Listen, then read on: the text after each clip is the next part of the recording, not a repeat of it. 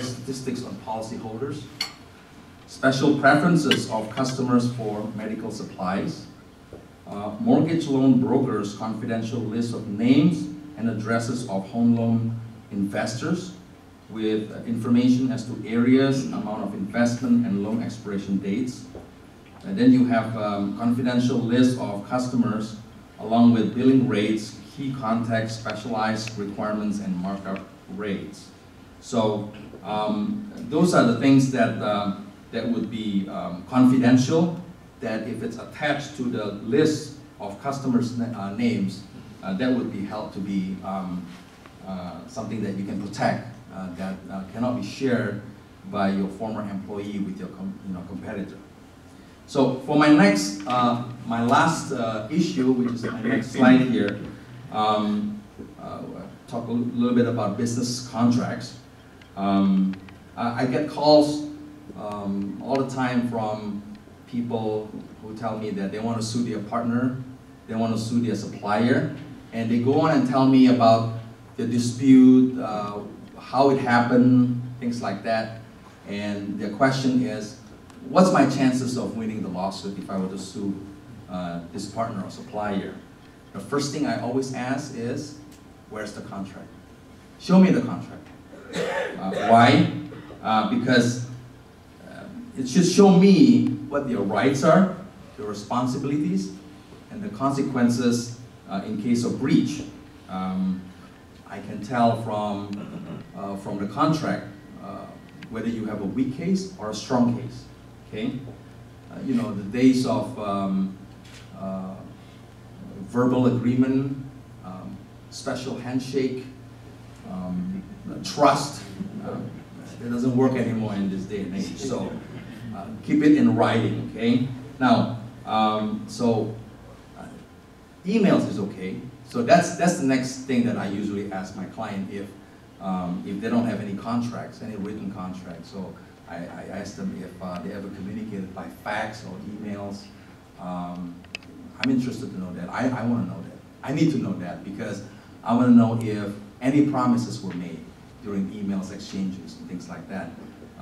It's certainly better than just having with no contracts at all, it's just a verbal agreement. Okay. Then you have some business owners who try to save money by having no contract at all. You know, they all cross their finger and hope nothing happens, no dispute. Okay, or they go and search in Google for a template of a contract. I can tell you this. Okay, I've done plenty of contracts, buy-sell agreement of businesses, but I've never had any contracts where I just, you know, highlight the name and then just type in the new name and the purchase price and you just change it like that. I've never done it. Every one of those contracts is all custom. It's all done individually for that purpose only. Okay, so the reality is, if you get along with your partner, there's no dispute, and it doesn't matter if you have a contract. But if you have a problem, that's where it gets dicey. Okay, it could mean a difference of paying a little bit or paying a ton of money in litigation. Okay, even if you're not at fault. Okay, and people get sued all the time, even if you're not at fault. Okay, at least you have something in writing that could easily terminate the litigation. Okay, because you're in the right. If you're in the wrong though, it would save money because you don't want to go all the way to trial. Going to trial means that you'll eventually lose anyway, plus you're going to have to pay big dollars to your attorney. So you don't want to do that. You may want to just settle. It's a lot cheaper than going to trial. Okay, if you're at fault here. So better to settle sooner. So in my next slide, I have some examples of situations when you should have contracts. As you can see, it's pretty common, you know. So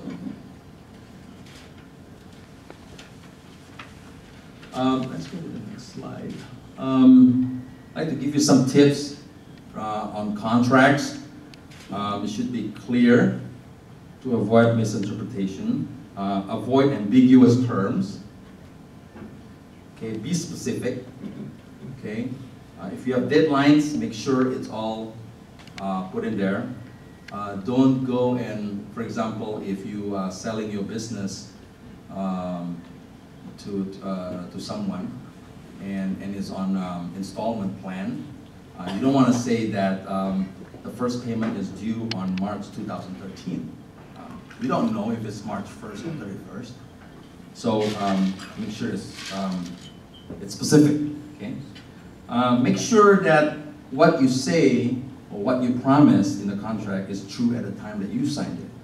So if you sign a lease agreement for your business office and you said that you already had insurance that covers the business premises, but actually you don't have that insurance yet. You're thinking about signing the lease first and then go shop for your insurance.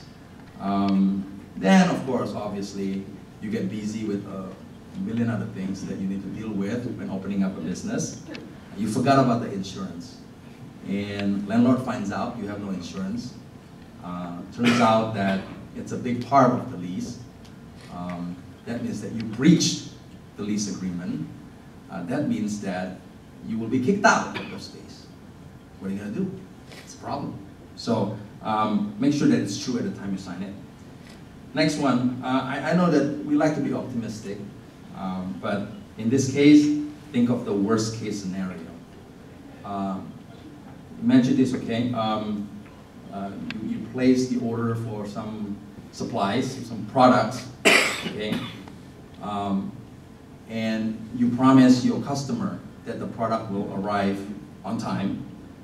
And your supplier, turns out that it's going to be late. The delivery is going to be late. So, are you going to accept him telling you, I'm sorry?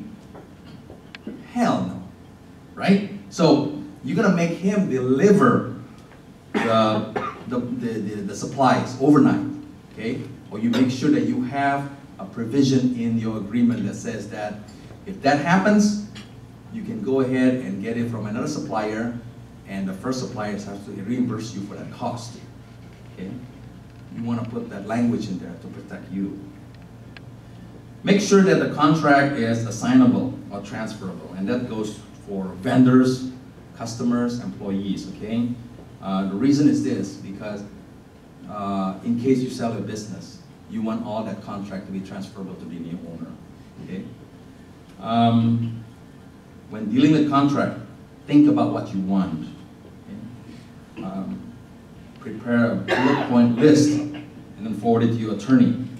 I can tell you that it's going to be a whole lot cheaper doing that than to sit for 2 hours, 3 hours with your attorney telling him what you want in a contract, okay?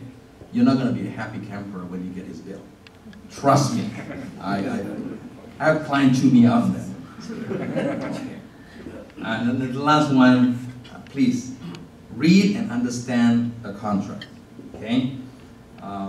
You know, the section or the words that you skipped will come back and bite you, okay? So, unfortunately for contracts, there will be words that only attorneys understand. Okay? I draft letters, I draft contracts all the time. And I think about these things. I choose my words carefully, okay? Because I want wiggle room. In case something bad happens, I want my client to be protected. I don't want him to be sued. So I make sure it's kind of vague. I got wiggle room. Okay? It's always like that. But if you're not aware of that, you think it's okay, you go ahead and sign it anyway. Okay, you're a sucker. Sorry. Excuse me. So make sure you understand. If you don't understand, or you don't understand its implication, ask your attorney, okay? So, in my next slide, which is my last one, when would be the right time to hire an attorney to prepare the contract, okay? Obviously, everybody wants to save money when it comes to attorney. Well, some transactions require an attorney or attorneys every step of the way.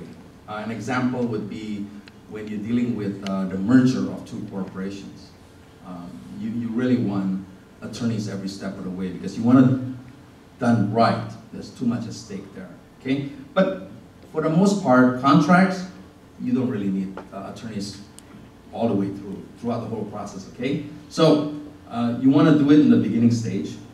You want to let your attorney know and give him a chance to collect the details, make preparation to draft or review the contract, and hopefully he will give you some tips on what points that you should discuss in the negotiating table, okay?